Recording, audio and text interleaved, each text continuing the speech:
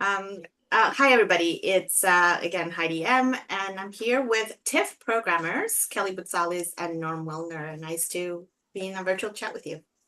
Yeah, thank you for having us. Nice to be here. So, I know it's a busy time right now. It's crunch time. We're about like a week away from the fest, but you've been quite busy narrowing down the over 200 films that are part of the festival. So, maybe for folks that are going to be tuning into this, maybe Kelly, let's start with you. What is your area of focus for the festival? And how long have you been doing this? Okay, so to answer the second question first, I've only been here for 3 years, and my focus is features from across Canada. So we do basically uh, feature films, docs. We also do primetime series, Hmm. basically anything that falls under Canada that isn't a short. Okay, understood. And Norm. Actually, same. I was hired the same year. I came on as a digital programmer and industry selects lead. I'm still the industry selects lead, which is a subset of the festival for industry and film buyers. But now I'm also the senior international program for Canada, which basically just means Kelly and I work together on everything.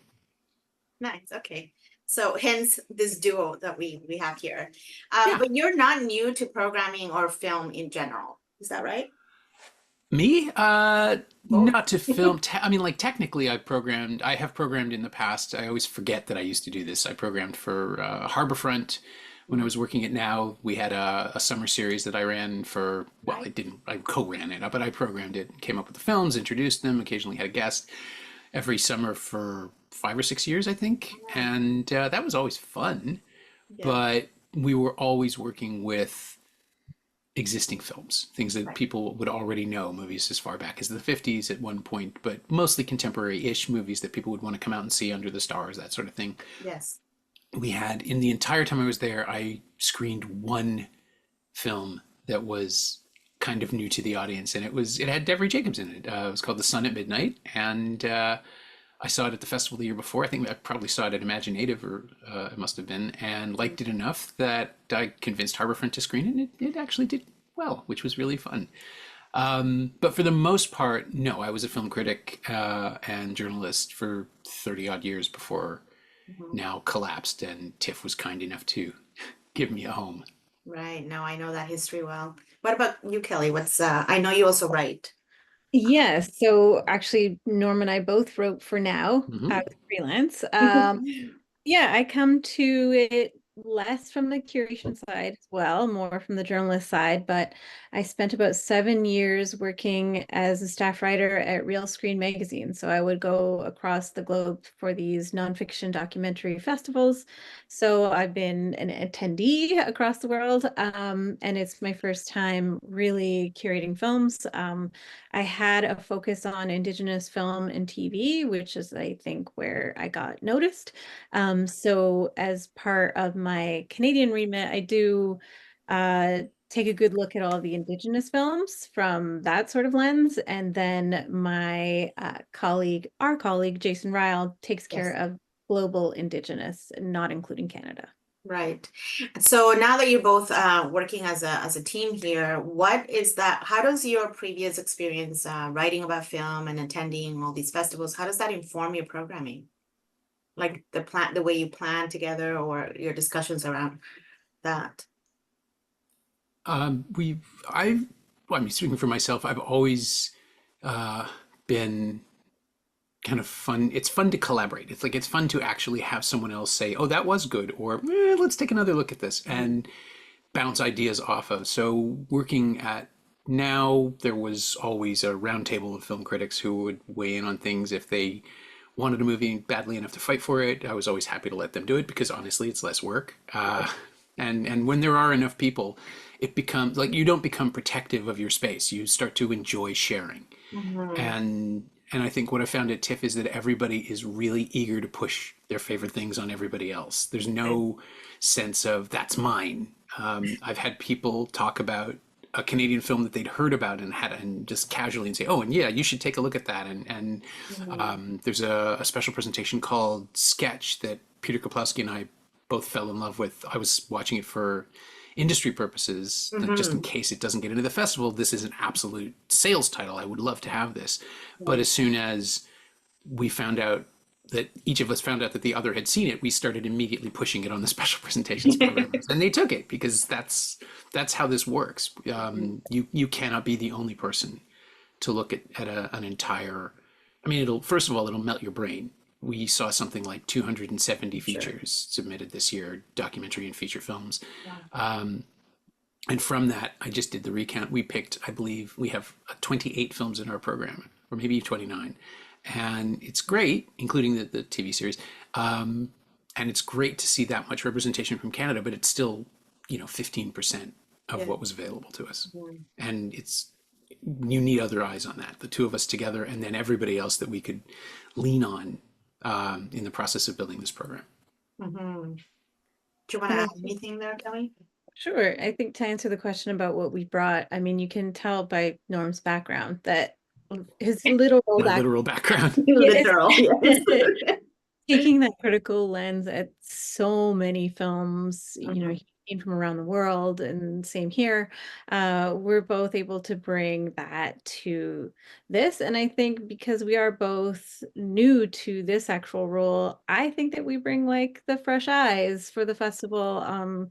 We came in with a lot of first-time filmmakers this year, and we have been bringing a lot of them in the past few years. And yeah, we're just really excited to see these new talent, new voices. And I think that's what some of the things that we bring. Yeah, and I think so. Oh, Go ahead. sorry.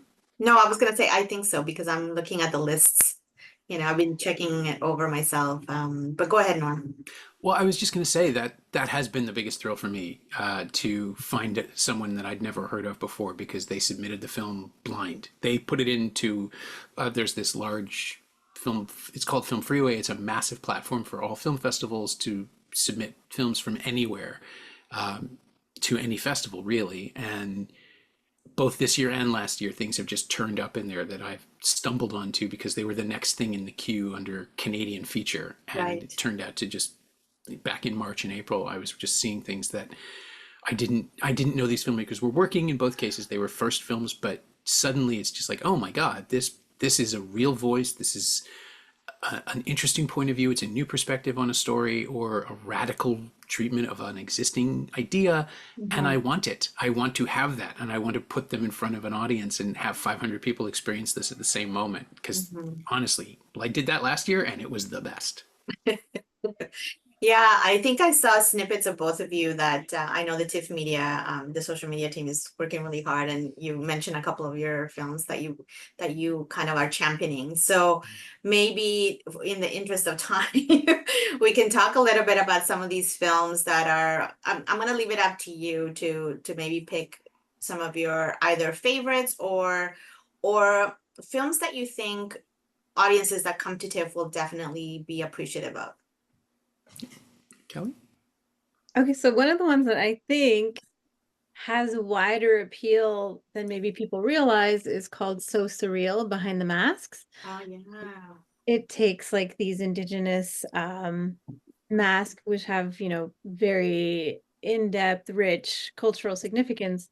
And then it traces their journey from Alaska and the West Coast to New York City, and then from New York City to the surrealist artists in Europe, and then how they influenced it. And it features both that history, it talks about the cultural elements of it, but also includes, how do we repatriate some of this? How do we bring it back home? We also have another film in the festival that covers that same topic. So it's Indigenous led. The director, Neil Diamond, he's like front and center of it. He brings his humor, and he also doesn't really come in with a lot of judgment either about, you need to return this for this reason. He comes at it in a really, I think, unbiased way, but really respectful and funny. He's in Paris with like a baguette and a striped shirt and a beret on the streets of Paris on a bicycle. And so I think that one is like, it's entertaining, and it's fun, and it's also really interesting and really brought to light a history and an art history that I didn't even know. I had never had that connection. So that's one of the films Mhm. that I would really like audiences to find. Yeah. Yeah, it's kind of his Michael Moore movie. Oh, is that Right? right? Like he's been making He documentaries for has, what, yeah. 15 years? A while, yeah. Yeah, Yeah. he's And busy. this is the one where it's just the idea is to be as oddball as possible to just demonstrate how absurd the situation is. So yeah, I really like that one too. For me, I'm gonna go with, oh, there's so many. There are so many. I know. I think I kind of feel the urge to protect a couple of my films where I find myself reading the synopsis. I mean, I wrote the program notes, but I'm watching other people start to see them and filter them Right. into the discourse, and I'm like, oh, don't say that part, don't give that part away, keep that quiet, because I still think like a critic, which is actually a bad Mm. idea for a programmer, because you want to Oh, protect everything after the first 20 minutes and you don't want to discuss what the metaphors are, what the core of this thing is. But sometimes you come across movies like the two I would think of right now are Do I Know You From Somewhere and You Are Not Alone, mm. from Fredericton and Montreal, respectively. And they are both the sort of genre adjacent love stories, which are so distinct and so precise. And they use the language of science fiction and kind of Marvel Universe logic. One of them is about the multiverse, and another one is about it's kind of Punch Drunk Love meets Under the Skin. It's about a young man who's sort of a burnout in his 20s, discovering the chance of love with a woman who sees potential in him right as he's targeted by an alien that's been running around Montreal eating depressed people. Yes. And even though he's no longer depressed, he's been targeted. He's been acquired already. So the alien who has occupied the body of a middle-aged truck driver just won't leave him alone. And it's this really beautiful love story that's also about how we're all dragged down by our pasts and how we have to learn to become the people that our our love interests or our partners need us to be. And what is dating if not being the best version of yourself for 2 hours at a time, right? And so it's this beautiful, sweet, weird film. That's You Are Not Alone. And then Do I Know You From Somewhere is a film about a couple in Fredericton spending a quiet weekend at their lake house or their river house. I really need to know what body of water is near Fredericton. I have to learn that before we do the opening night. And discovering that they're disappearing from each other's lives for reasons neither of them fully understands. And the more time we spend with them, the more we understand what's going on, and the more it becomes clear that the woman of the couple is just going through some sort of change. And it's got not a single special effect except for the actors. All three of them, there's a third person as well, are terrific. But the lead, the woman who plays Olive, is an actor named Carolyn Bell, who none of us had ever seen in it. None of us has ever seen in anything in Toronto, at least. She's a dramaturge and I think she's a playwright as well, but she's a stage actor from Okay. Fredericton, Mhm. and she's a movie star. Incandescent in this film, and it's just one of those things where with another actor it probably still would have worked and been good, but Carolyn Bell just makes it phenomenal, and I cannot wait to see people discover her. Like, you can watch someone become a movie star on screen right in front of your eyes, and it's like, if this woman wants to make movies for the rest of her career, she can do whatever she wants. I kind of hope she doesn't, because then it becomes more precious when she does. But Right. who am I to tell her how to work? It's just incredible to see her. And so those are the two that I find myself not talking about them enough because I'm trying to hold back the surprise. But of course, you need people to come and see them. So Sure. come and Sure. see those movies. Yeah, and I know for Kelly, you also had posted a couple lists where you talked some about some of them set in Toronto. For those of us Toronto-centric folk, anything from that list that you kind of want to plug? Oh yeah, there it's so funny how many different versions of Toronto we see. Like we have The Village Keeper, we have Shook. Shook really spoke to me because it was more Scarborough and then that's where I live, but Right. um yeah, it is kind of interesting how many films are set in Toronto and get to be Toronto, which we Right. don't often see, like Matt and Mara, Mhm. um, and Young Uh, Werther. no, sorry, I stepped on you. Go ahead. Oh, Young Werther, which is, has this really great cast, and there's walks outside of Union Station, and it's Union Station, and it's really, really fun to see little, the spots we know, sorry, seen on screen, but also, the little spots in our neighborhood that we wouldn't think you would see on film. I was going to talk about Really Happy Someday and Paying for It, which are really specific looks at All specific right. parts of Toronto. Paying for It is mostly set around Kensington Market Mhm. and redressed to look like the 1999 era Kensington Market. And I mean, it's a true-ish story. It's adapted from Chester Brown's autobiographical graphic novel by Suk-Yin Lee, who was his partner at the time and is in the graphic novel and is now telling that story from her perspective. But she's found this really great visual analog to make it look like Chester's hand-drawn work, where everything is three-dimensional and filled with human beings, but it's a little gray, the lighting's a little flat, people just look a little hunched. It's really, really interesting visually. And Really Happy Someday takes place in the present day, like 3 blocks southwest. In there's there are major scenes set in Squirrelies on Queen West, and I think the Oh house my they shot God. in is Parkdale. Yeah, I used to live in both of those neighborhoods, and it's Yeah. just nice to revisit them. But Really Happy Someday is this complex and really powerful trans story about a recently transitioned trans male who wants to resume his career as a musical performer. His eponine in Les Mis is the stuff of local legend. But his voice, now that he's on testosterone, is completely different, and he has to learn how to retrain it. And Breton Lalama, who is the star and is going through this transition in the film, like has transitioned and is on T and is taking sessions with a real vocal coach who's also playing a vocal coach in the film. He and Jay Stevens, the director, incorporated the voice training sessions that Breton was actually doing, Mm. and it's fascinating. It's exhilarating to watch the character Z hit this note that Breton has never hit before, and have both the actor and the character register this surprise and pleasure. It just feels like you've stumbled into something incredibly intimate, and there's also an entire narrative built around uh, Z's transition, the character's transition into this new life, and it's this beautiful metaphor about your body and yourself finally, like how you force yourself to become the person you always knew you were, Mm. without actually forcing it. How the whole point of it is to just let go and just figure out what you're capable of and who that person is. And yeah, tiny film, no money, shot in Toronto.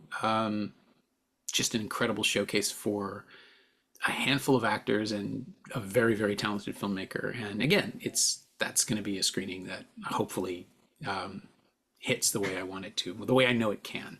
Right. As you both telling me about these films, and I'm really excited to have some of them already on my short list. I am wondering about, you mentioned championing some first time feature filmmakers, and any trends you're seeing in Canadian cinema that are really speaking to you about the stories you're seeing, or the way that, filmmakers can be very resourceful with maybe limited funding, like anything you want to highlight about the filmmaking in Canada that we're seeing now. We saw a lot of kind of not dystopian, but like eco thriller films, and Mm. we have two of those, 40 Acres and Can I Get a Witness, and both reimagining what I feel like, I don't know. They're really interesting if you actually put them, right next to one another. Mhm. Yeah, Um, it's something in the air. Obviously, like everybody's just one of the things we do is prepare a list of questions just in case one of us can't do our screening and they have Oh, to right. throw someone Mhm. else in at the last minute for whatever reason, if something runs long or there's a traffic delay. And my first question to 40 Acres is to the director, to Archie Thorne, is for this poor person to read is like, you've made a movie about black and indigenous people creating a homestead and repelling white settlers. Like, what inspired, in a dystopia where society has collapsed, what inspired you to write this? And you're not allowed to say the news, but it is something that's happening right now that filmmakers are responding to. Also, there's post-COVID where people wanted Yes. to be able to shoot in relative isolation, and a small cabin in the woods is like you have no idea. You people out there in the world have no idea how many movies are being shot in I can cabins only in the woods. imagine, you know? Yeah. There was this one when I think it was North Bay or Sudbury when one of the Northern Ontario hubs was starting up, there was this beautiful lake house that was used in 3 out of 5 movies shot up there because it was just such a picturesque location. And it's not that now. Now there's more stuff. There's more infrastructure Right. and there you can get a crew out to anywhere. But Mm, yeah, there's a lot of movies coming out of Northern Ontario that were shot very small on purpose. So you could just basically exist in isolation and make your movie in 3 or 4 weeks and not worry about somebody getting sick. right. And now, of course, it's a year later and production is more or less back where it was before, but those films are coming out now. So it's like this little rubber band just snapping you back to that moment in time where, oh, we have to find a way to shoot this safely. But also, cabins in the woods are a pretty good place to make a movie. There's a long tradition. I think there's even a movie called that. But like it goes back to like Evil Dead and especially for genre. That's the other thing we're seeing. We're seeing a lot of movies that play with genre in really interesting ways, that sort of rely on the audience understanding what kind of movie they're watching, so you can pull the rug out from under them, Wow. or play directly into their expectations and give them the best possible version of that sort of thing. But you can do that for very little money now because the blanks are already filled in. We'll do the work for you if you tell a good enough story. The Right. audience will figure out what it is you're trying to do and make it even better in their minds. Mhm. I'm thinking of something like Seeds, like what Ganakio Yes. Horn is doing with this Yeah. kind of sideways update of Clear Cut right down to this Canadian film that disappeared for years thanks to a distributor issue, but it was about an indigenous, well, it's an indigenous revenge story, right? Taking physical revenge on a developer who had come out to steal land. Yeah. This isn't quite that, but Tio is using Graham Greene in the same way to the point where he was the avenging character in Clear Cut 30 years ago, and now she's making her own version, riffing on that with Graham Greene as a kind of an on-screen advisor in a way, which is absolutely Wow. delightful. And delightful is a word that I hesitate to use for a I movie know. as bloody as this, but it's exhilarating. It really, when it hits its gear, when it tells you what kind of movie it ultimately is, Mhm. it's a hell of a ride. It's a lot of fun in a really perverse way. Interestingly mentioned Seeds because I literally just had a discussion about that with a fellow film person last night. They're like, Oh "You yeah. gotta see it." You know, they managed to get a preview because they're gonna support the film. So it's again nice to hear all these kind of throwbacks to originals in a new way. And Absolutely. genre, because I think a lot of us do love genre and we don't talk about it. Yeah, I mean it's also a great way to sell your film in this industry right now, where your goal is to get as many people to see your work as possible, so you can make another movie. Right. I think that's the other reason people are playing with form, and genre is the Mm, best way to do that because it's got an easy hook. You can very quickly understand it. It's like blank meets blank, right? But you get talented people playing in that field, and you'll see some incredible stuff. sure. Absolutely. I agree with that. I was going to ask you, I'm going to wrap up soon, but I was going to ask you about a film that maybe doesn't have distribution yet that, you know, we definitely want to highlight for people to see at the festival. Anything on your radar? Hmm. Ooh, I'm looking at the list right now. Just like, Yeah. Yeah. I mean, has I'm that looking been on my done? side too. Um, because everything that you mentioned so far, I'm like, oh yeah, I kind of have them on my radar. There's so many great titles this year.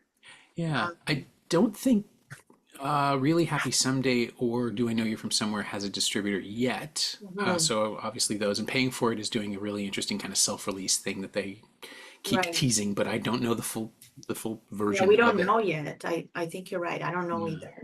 There's a really lovely, um, I always call it French Canadian co-production, but then people just think what? And so it's a Quebec France co-production Ah, gotcha. called Shepherds. It's Sophie Derasp's new film.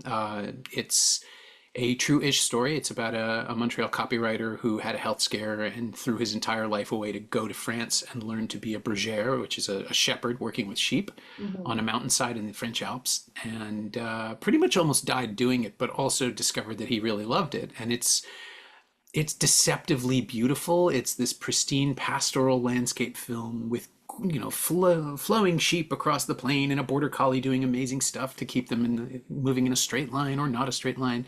And then also, oh yeah, wolves will eat them, and it's horrible. Yes. It does not flinch from any of that stuff, from just how despairing and alone one can feel, but also how once you stop trying to make the life work for you and just accept what it is, which is obviously the much larger metaphor. You can go with the flow and however you want to frame it. It's something that people can immediately connect to, but it's just splendid. And it's a wonderful film to see on a big screen. And